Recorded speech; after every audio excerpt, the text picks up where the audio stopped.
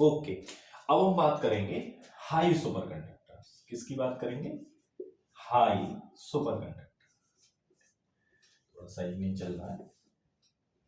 किसकी बात करेंगे? High super conductor, high temperature, sorry, high temperature, high temperature super conductor. High temperature super conductors क्या होते हैं? As its name indicate, the super conductors which maintained their super conductivity even at high temperatures, जो अपनी super conductivity को high temperature पर maintain रखते हैं, उन सुपर कंडक्टर्स को हम क्या कहते हैं? हाई सुपर कंडक्टर्स कहते हैं।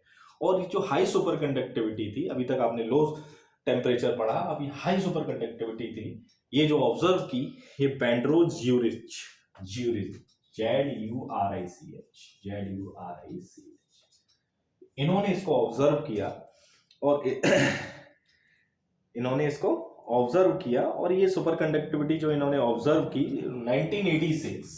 1986 में ऑब्जर्व की और 1987 में इनको नोबेल प्राइज मिला इसके लिए। बेंड्रोच, BENDROCH, बेंड्रो-ज्यूरिच, नोबेल प्राइज इसके लिए इनको मिला। इन्होंने एक सेरेमिक फाइंड किया।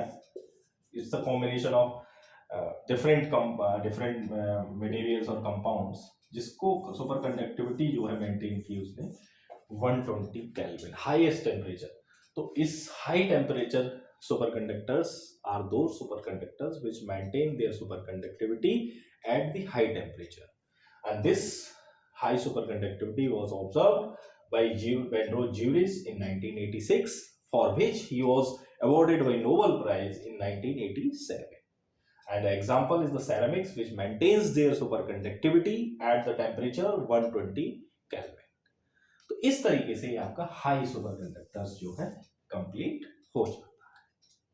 Thank you.